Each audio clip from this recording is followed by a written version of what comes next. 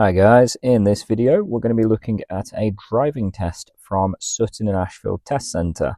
Now because this is driving test, we are starting in the car park. If you're not doing a driving test, please try and stay out of the car park as to avoid interfering with anyone who is starting or finishing their test. As you leave the car park, be mindful of the giveaway here. The view to the left is quite poor and you do get vehicles coming in and out of there, so the examiners will expect you to slow right down and check it's safe before you cross that giveaway.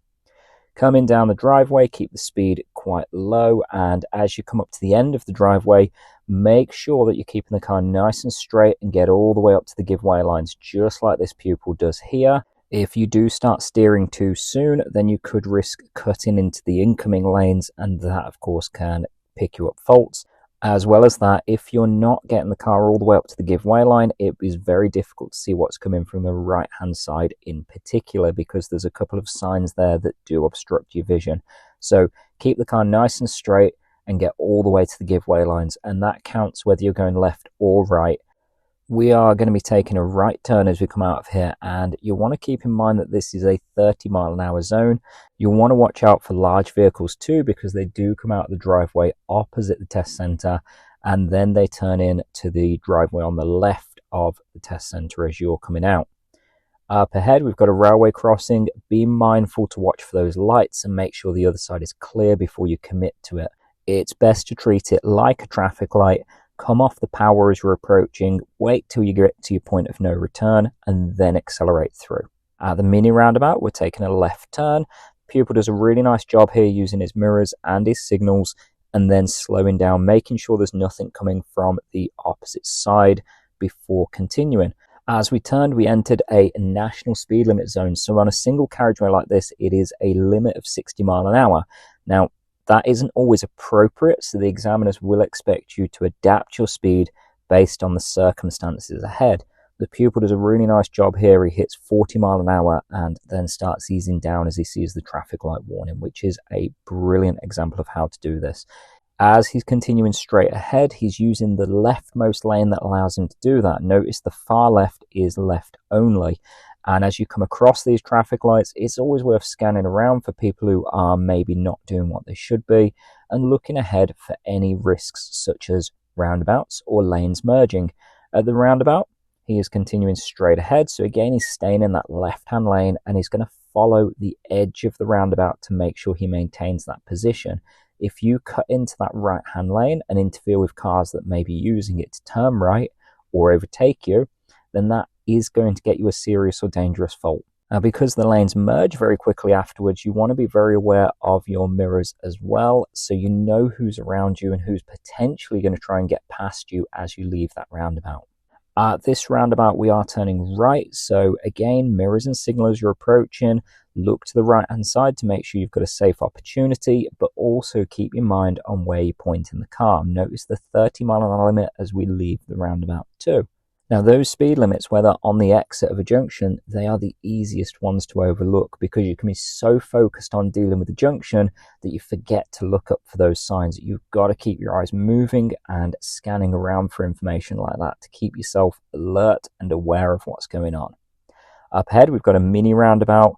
Even though it looks clear, you'll want to reduce your speed. You can see the pupil doing that here, just to make sure you can see nothing's coming from the right, and that none of the oncoming traffic is trying to do a U-turn as well, because anything from the right has priority over you. Once you're happy you've got a gap, get on that gas, get moving, and don't forget, looking up and ahead, you can see another mini roundabout, and looking around in those mirrors, because just as you leave a junction, that is when you're most vulnerable to being overtaken, because it's at your slowest point. And that's particularly true if there's no oncoming traffic as you leave that junction as well. So scanning your mirrors is going to keep you safe as you're coming out of junctions. This is why instructors constantly say, do a new road check or check your mirrors when you leave a junction.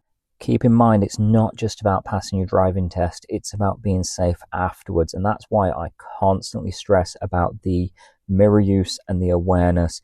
Awareness and planning is such a key element to keeping yourself safe on the road.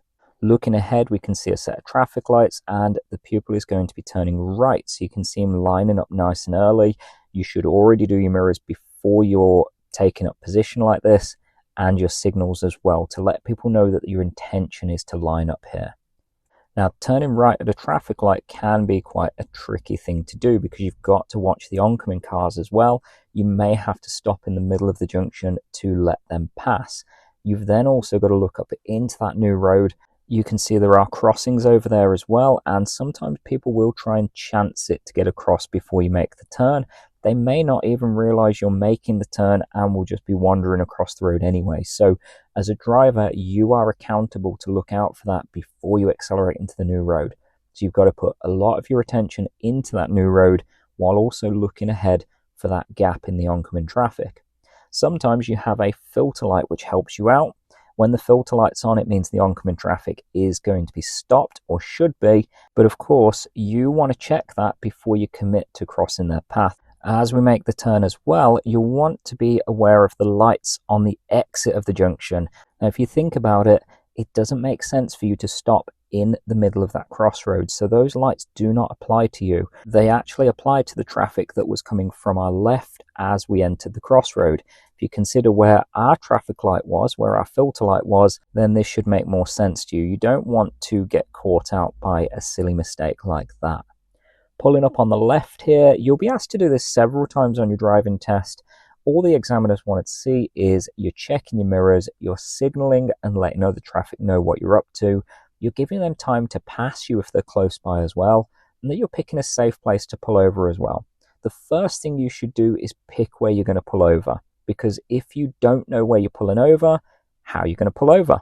You've got to be decisive about what you're doing and then follow it up with the actions. So pick your place where you're going to pull over, then check your mirrors, then signal, and then slow down. So pick a place that's quite far away as well, so you've got plenty of time to put all of that into place.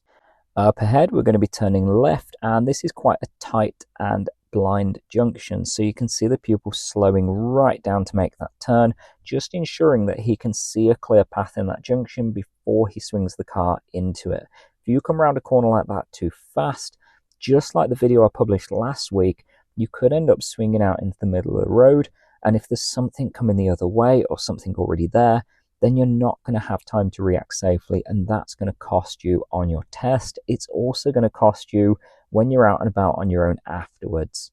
So keep in mind that anytime your vision or space are restricted, you want to bring that speed down and just keep your eyes moving to be more aware. Bends like this are a good example of that, because the learner coming the other way, if them or my learner were traveling too quickly, then that would have been a heavy reaction and it wouldn't have been comfortable or safe. So keeping a low speed whenever you've got less space or less sight is essential, and this is what your instructor will constantly bang on about, same as I do. Taking a right turn here, again looking up into the junction before you make the turn to make sure you've got a clear path, because some of these roads, they can be quite busy with parked cars, and if you've got parked cars either side and oncoming traffic, you may not have a safe gap to turn into. You need to make sure before you make that turn. Up ahead, the pupil is going to pull up on the left again. Now this is an angle start. When you're asked to do an angle start, the examiner will pick out a particular car and ask you to pull up behind it.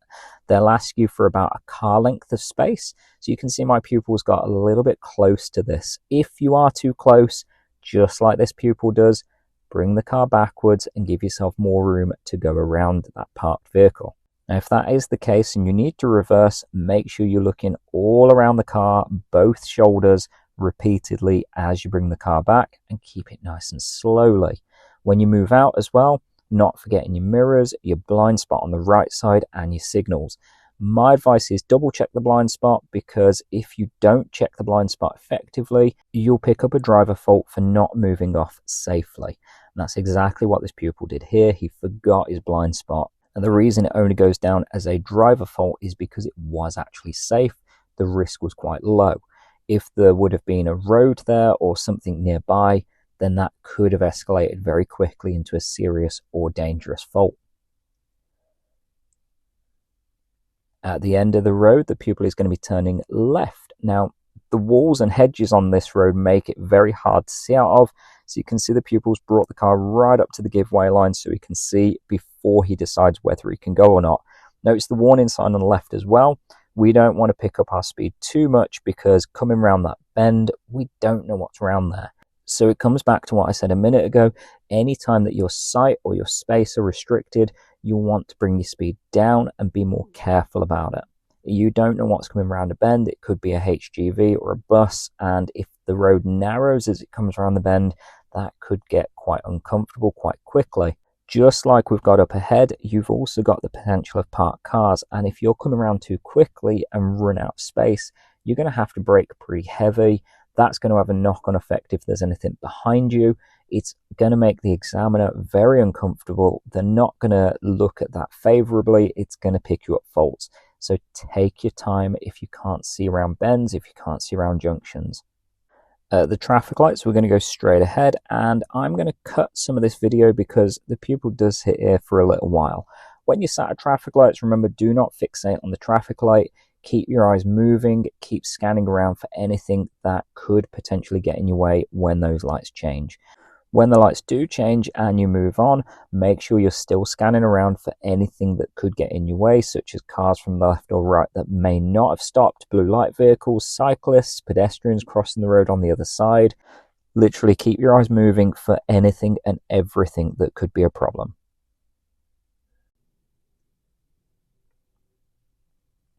Up ahead, you can see the parked cars either side and the oncoming. The pupil did a really nice job there, just easing off the power and holding back. With situations like that, you want to be scanning your mirrors as well to see how anything behind is affected. If anything is trying to get around you, of course, such as motorbikes or cyclists, then spotting them nice and early is going to help keep you safe.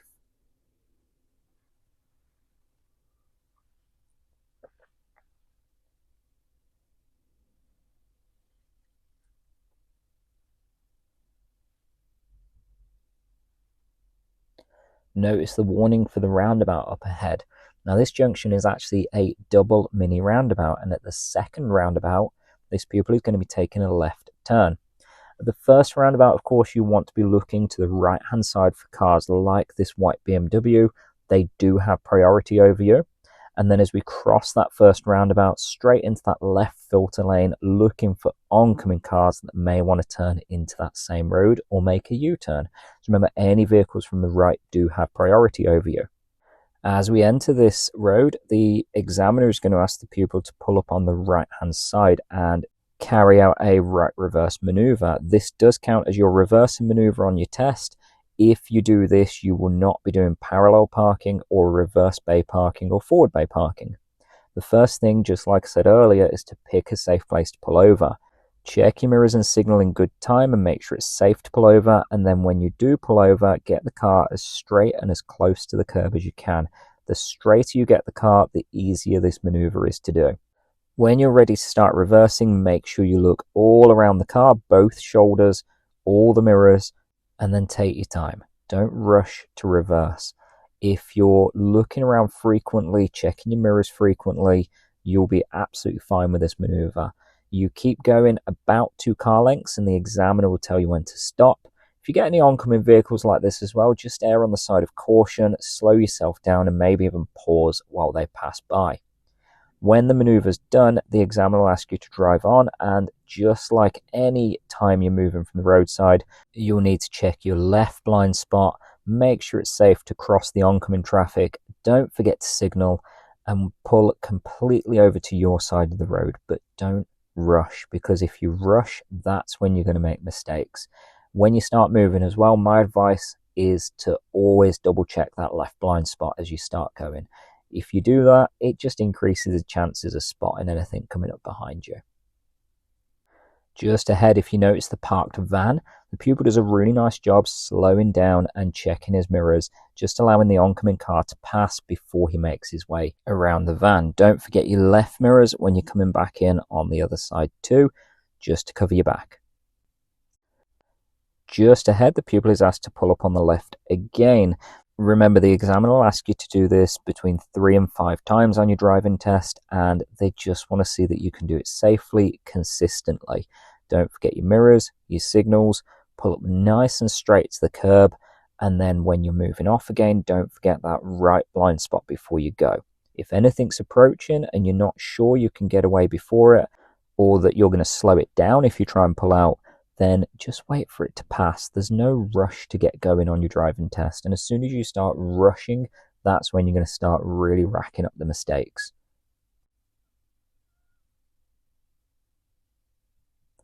Up ahead, you can see again parked vehicles, so you want to be checking your mirrors, looking out for oncoming vehicles. If you're safe to commit, keep it rolling, of course, like this pupil did here, and then a giveaway at the end where we'll be turning right.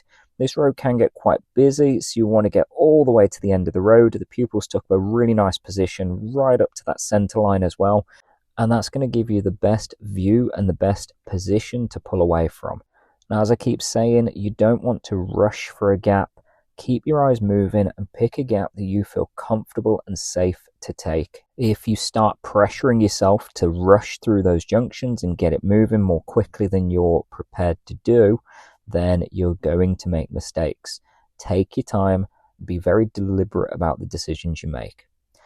We'll want to be scanning around for warnings as well. So we've just passed a warning for a bend and slow written in the road.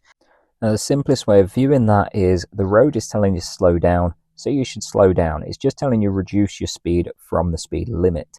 Now, another way of remembering this is something I heard a few years ago, an acronym, which was Speed Low Observe Warning, SLOW. So it's telling you to reduce your speed because there's something to watch out for. So it's a reminder basically to keep your eyes moving, keep looking ahead, and just keep aware of potential risks that are up ahead. And this is something we should be doing constantly anyway. It's going to keep you safe for your driving test and afterwards. At these traffic lights, we are taking a right turn. You'll see the pupil lining up really nicely in that right-hand lane.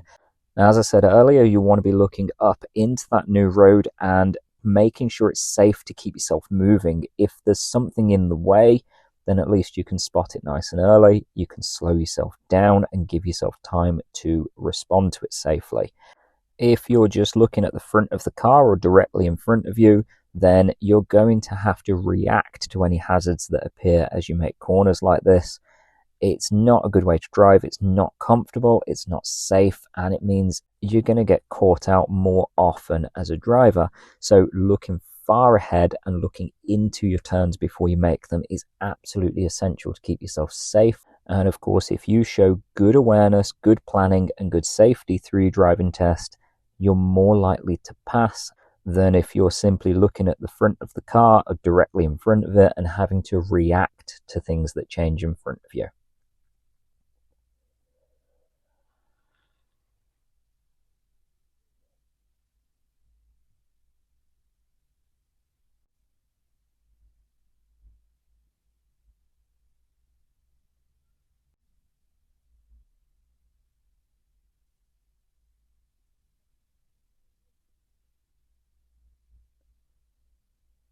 Now, there's not too much to really say about roads like this. Just keep your eyes moving, look out for those warning signs, anything that's coming the other way or trying to join the road from the sides. Keep your eyes moving, keep those mirrors covered too, because there's quite a lot of room along this next section of road, which makes you quite vulnerable to being overtaken. If you can spot things that are coming up behind you to overtake you and you can respond to them nice and early, that's going to keep the drive smooth, it's going to show the examiner good awareness, and it's going to look after you way beyond your driving test. Whereas if you are simply reacting as people come past you, it's going to make you feel more stressed, it's going to make the drive less relaxed, less comfortable, and of course, that's going to put the examiner on that heightened sense of alert as well, which means they're going to be looking out for problems. Spotting the van nice and early there, the pupil would have checked his mirrors and signal before moving across the lane, and then again left mirrors and signal before coming back in again. My advice whenever you're doing lane changes is double check the mirror before you move. So you do your mirrors, your signal, then you'll check your mirrors again, looking for any vehicles reacting to your signals, and then you move if it's safe. Now that way you keep yourself safe because you're not just telling people what you're doing and doing it, you're allowing them time to react to what you're telling them. And that, of course, is going to help you out, not just on your test. Again, it's all about after your driving test, because once you go out after you've passed, you're on your own. There's no driving instructor next to you giving advice. So you've got to look after yourself as much as you can before you pass your test to make these good habits that are going to look after you after you pass your test. Now, I'm going to skip ahead again because the pupil does spend a little bit of time at these traffic lights.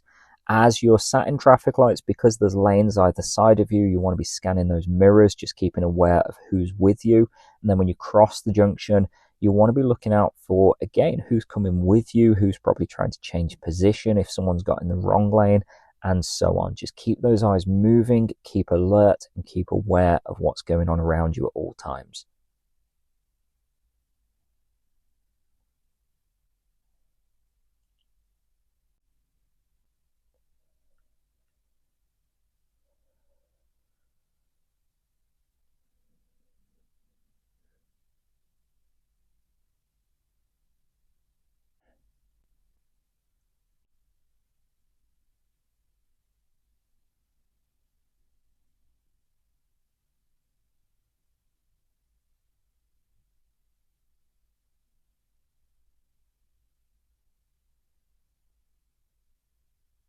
Either side of the road here, you might be able to see the national speed limit sign.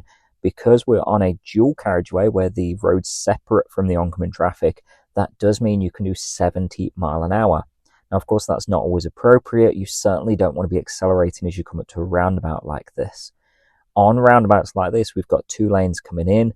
You can see the pupil's on the left lane, so he's keeping all the way to that left-hand edge. You want to be scanning your right-hand mirror as you come round and looking ahead, of course, for pedestrians who have changed their mind and decided to go to Mackey's instead of Greg's. And up ahead, you can see another roundabout where this pupil is be turning right third exit. He's done a great lane change there, mirrors covered, signals on, mirrors again, and a gentle move over. And you can see the markings here. You need the right-hand lane to go straight as well. So you want to be looking out for these markings and signs to help you out.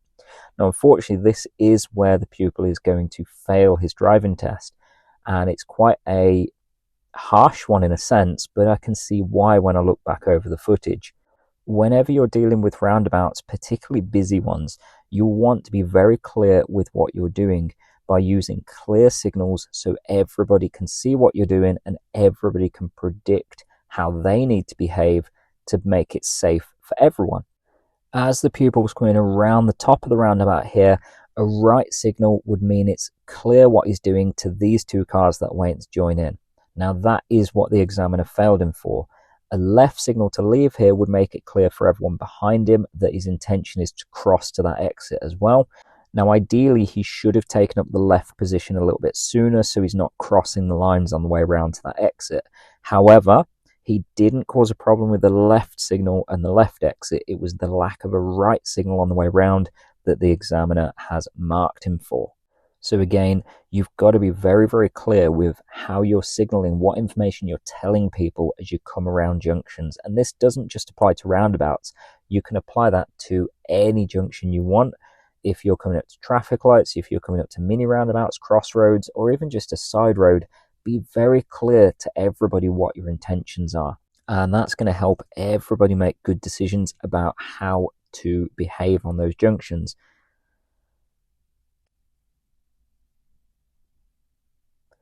Now, I want to keep in mind this road is a 60 mile an hour road and the pupil is sitting at 35 with loads of room in front of him. The examiner does record a driver fault here for lack of progress. So when you've got clear space in front of you, you want to be picking up your speed as much as you reasonably can. Now, the only reason this was recorded as a driver fault was because nothing was behind him while he was doing this speed. If something did approach from behind, then of course this could escalate into a serious fault. And if that car reacted dangerously to him by overtaking at a poor opportunity or getting too close, tailgating him, for example, then that could escalate into a dangerous fault because he's being disruptive unnecessarily and causing a risk to other drivers. So just because the road was clear behind him, it's a driver fault on this occasion, but just something to be mindful of, that where you've got room to do so, do pick up your speed. At the roundabout, the pupil is continuing straight ahead. Notice the change in speed limit and notice how the pupil is taking up the left-hand lane. That is where you ideally want to be if there's more than one lane. Now, it's really important as well to maintain that position as you go around. And like I said earlier, checking the right mirror for anyone coming with you, and not forgetting to signal so everybody knows what you're doing.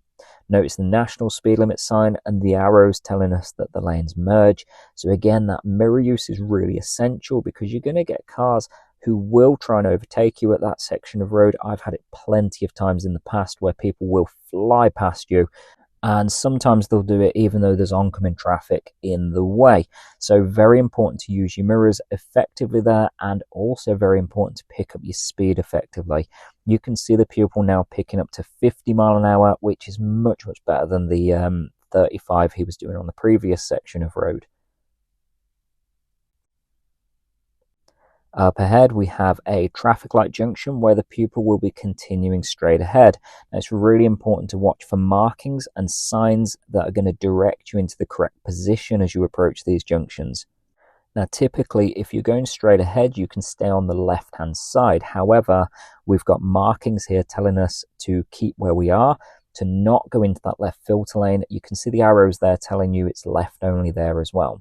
Be mindful as well, the separate lights for left, straight and right, so make sure you're looking at the correct set of lights.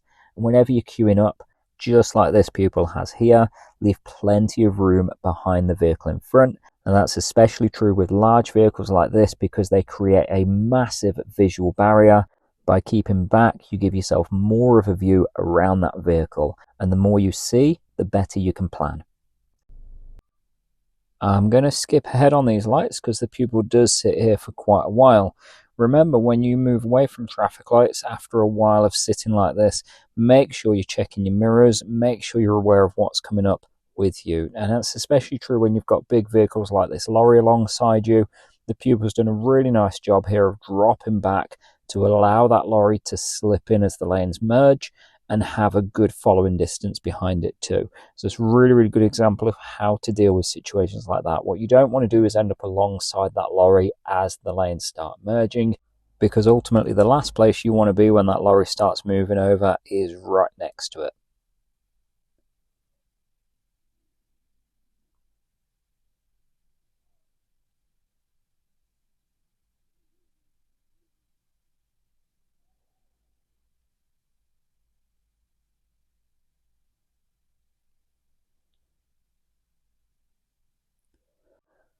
The pupil's doing a great job here of keeping a good following distance on these two lorries.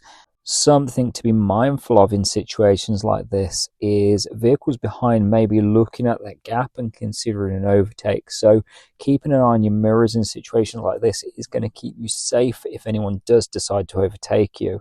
If you can spot them early, then you can respond nice and early. Whereas if you're not paying attention to your mirrors, then a vehicle overtaking you could quite easily spook you or knock your focus.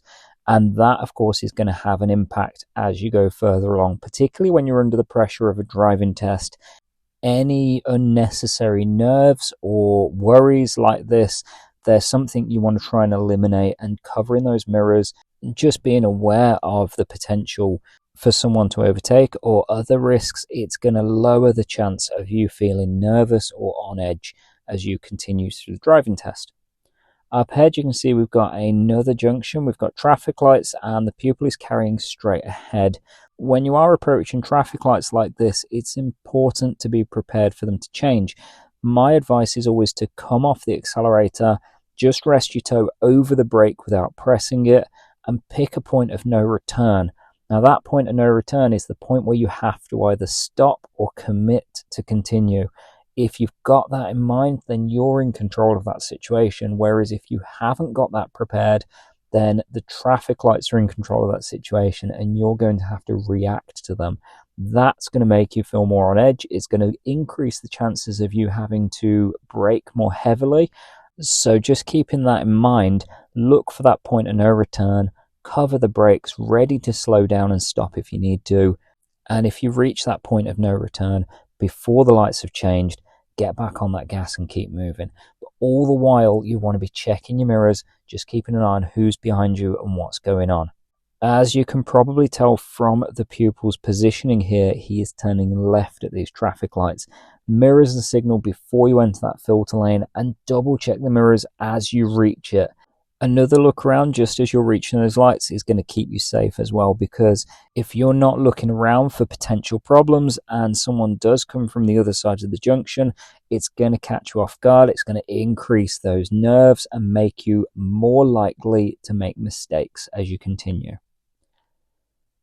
The road ahead is the same road the pupil came out on at the start of the driving test. So if you recall, it is a 60-mile-an-hour road. However, with all the side roads, the central refuges as well, it's probably not appropriate to be doing 60 mile an hour. So a lowered speed, particularly as you come up to the 30 change and the mini roundabout, that's going to be really helpful to keep you safe and aware. The mini roundabout, the pupil's turning right, and that'll bring him back to the test centre. Just as you always do at mini roundabouts, you look to traffic on your right hand side and you get ready to give way to anyone who's going to cross your path from the right. The cars on the left should wait for you. We've got the railway crossing again here. Remember to look to the far side of it. Make sure you've got a clear path out of that yellow box so you don't end up getting stuck in that crossing area. As we go a little further up, the pupil is going to be turning left into the test centre. Now, coming in from this side, it is quite tight. You need to bring the speed down to a very, very low speed. And you're turning in just behind this blue sign that says Sherwood House. As you turn into the test centre driveway, you need to keep into the left-hand side very tightly. The pupil does a really nice job of that. And this is the home stretch before he finishes with an unfortunate fail for the signalling issue on the roundabout. That brings us to the end of this test video. I really do hope it's helping you in preparing for your own driving test. If it has, please let me know in the comments, and don't forget to like, subscribe and share this channel. Thank you ever so much, and God bless.